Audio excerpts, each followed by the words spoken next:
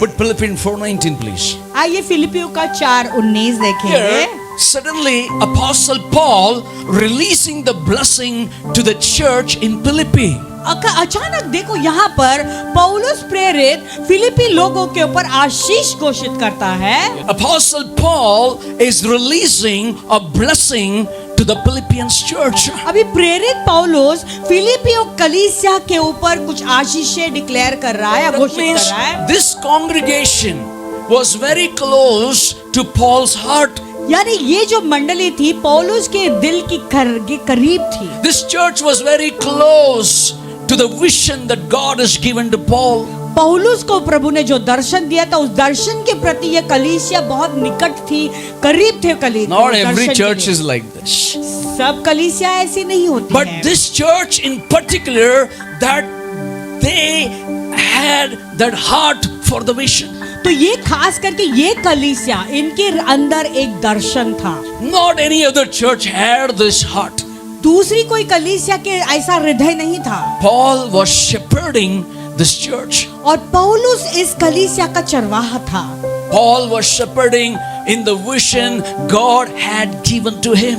तो जो दर्शन प्रभु ने पौलुस को दिया था उस दर्शन के अनुसार वो उनका अगुवा बना। If you read the book of Philippians, अगर फिलिपियों का पूरा पुस्तक आप पढ़ोगे you will understand they gave towards Paul's ministry. आप इस बात को समझेंगे कि पौलुस की सेवकाई के लिए उन्होंने अर्पण दिया। In other words, they were connected to this man called Paul the apostle. दूसरे शब्दों में कहने का अर्थ है ये जो व्यक्ति पौलुस है उसके साथ में वो जुड़े हुए थे। If you read in Philippians 1:7, फिलिपियों का अगर 1:7 आप पढ़ोगे it says, Paul says, as just it is right for me to think this of you all, because I have you in my heart, in as much as both in my chains and in the defense and confirmation of the gospel, you are partakers with me of grace.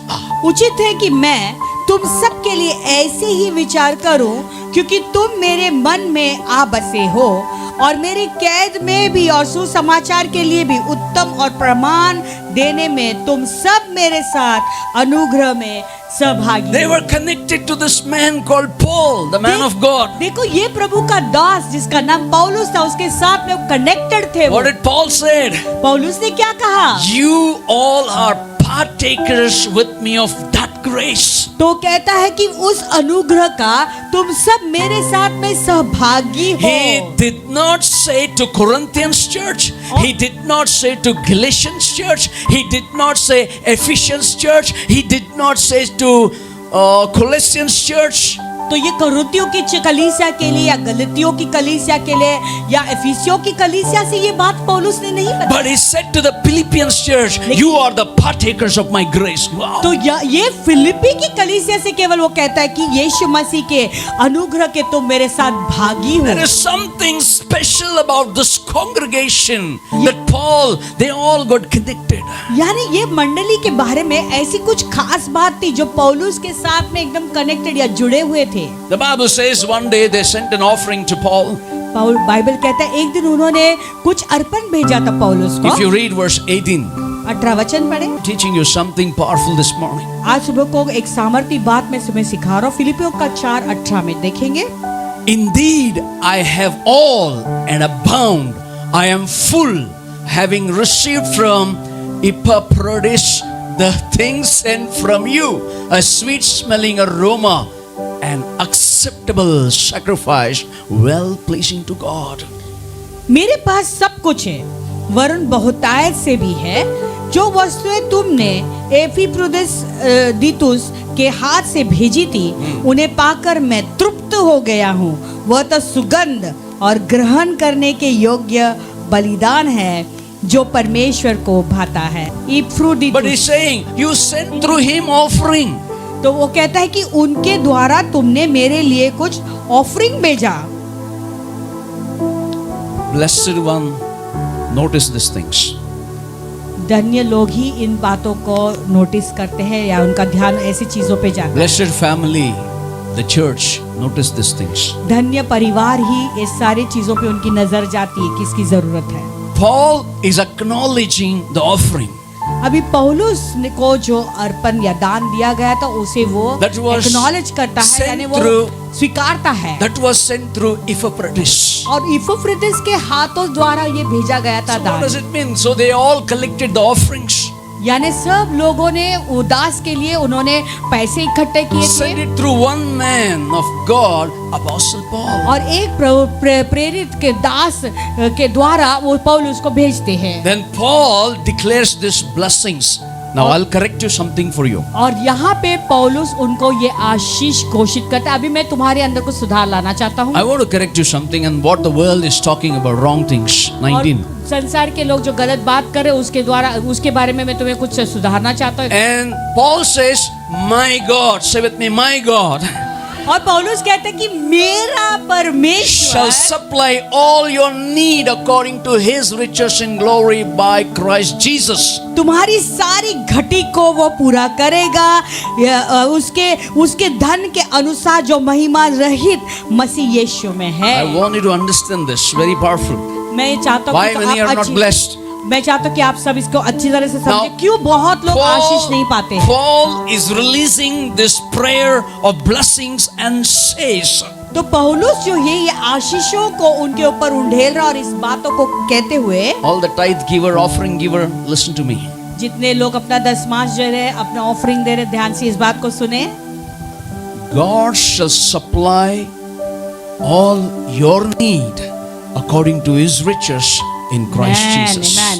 मेरा प्रभु तुम्हारी सारी घटी को पूरा करेगा अपने उस धन के अनुसार Now- जो महिमा सहित मसीह यीशु Now में। what is wrong?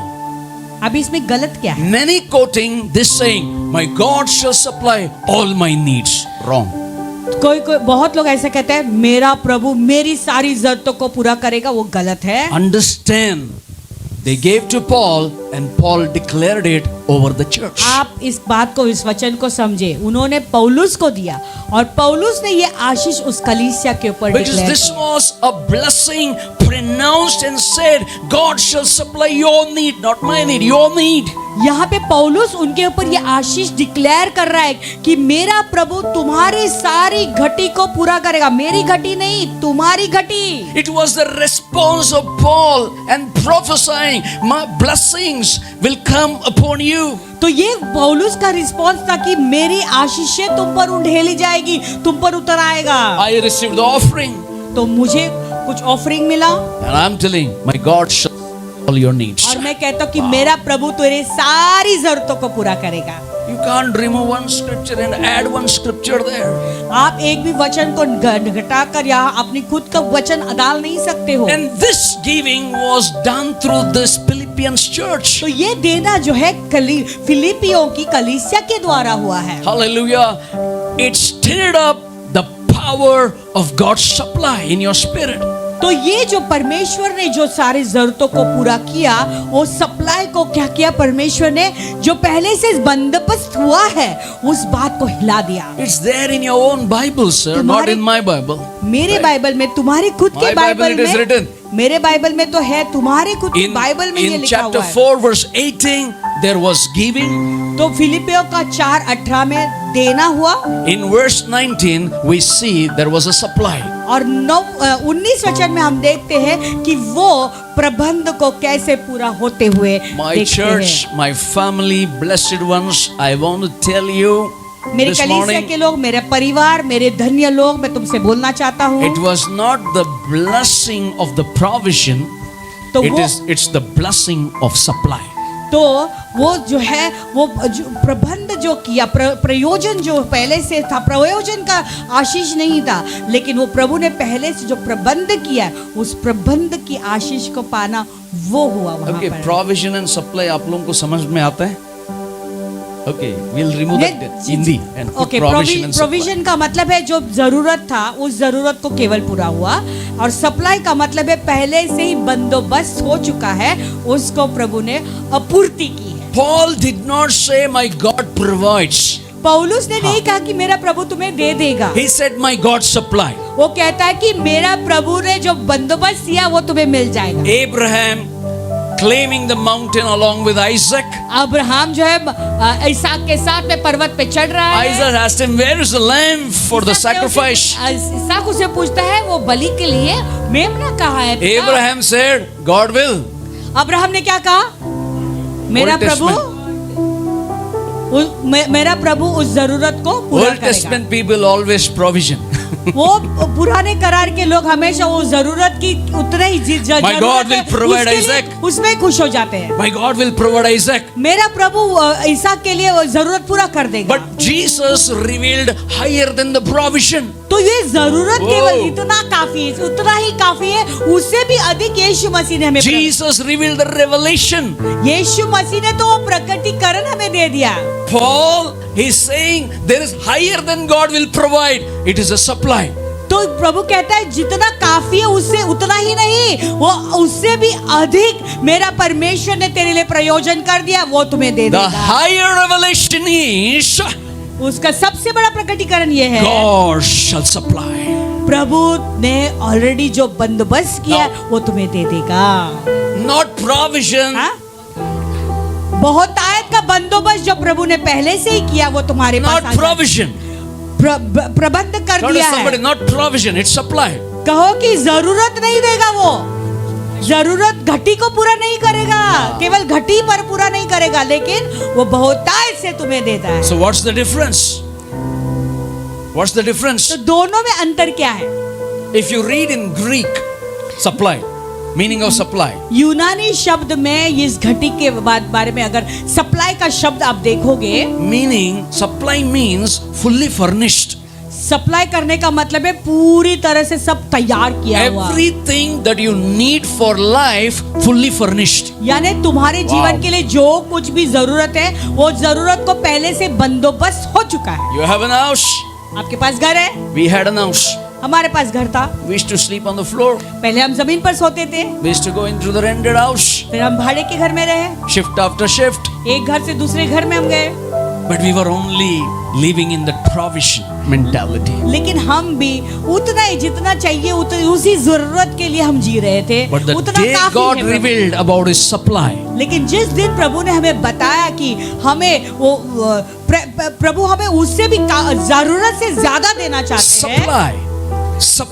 जरूरत से ज्यादा वो आपूर्ति Meaning, करना चाहते He हैं। gave us an house with fully furnished of our own. प्रभु ने अपना खुद का हमें घर दिया जो पूरी तरह से सब चीजें भी प्रस्तुत थी We are उसमें। thinking about the base model. हम तो सोच रहे थे कि बेस मॉडल का ही हम लेंगे, छोटा सा, God said, "I'll supply fully furnished car." लेकिन प्रभु कहता है मैं तुम्हें एक ऐसी गाड़ी दूंगा जिसमें सब चीजों की पूर्ति है। When God brings into the place of supply, जब प्रभु तुम्हें एक ऐसी जगह पर लाते हैं जब तुम्हें सारी चीजों की आपूर्ति होती He है, has furnished your life in everything. यानी उसने तुम्हारे जीवन को ऐसे बनाया है, जो है सृष्टि की है कि तुम्हारे जीवन की जो भी चीजें जरूरत है वो सारी चीजों की पूर्ति पहले से ही कर दी। That all you need is already furnished. यानी तुम्हें जिस Come चीज on. की जरूरत होगी उसके लिए सब चीजें पहले से मिल चुकी But है।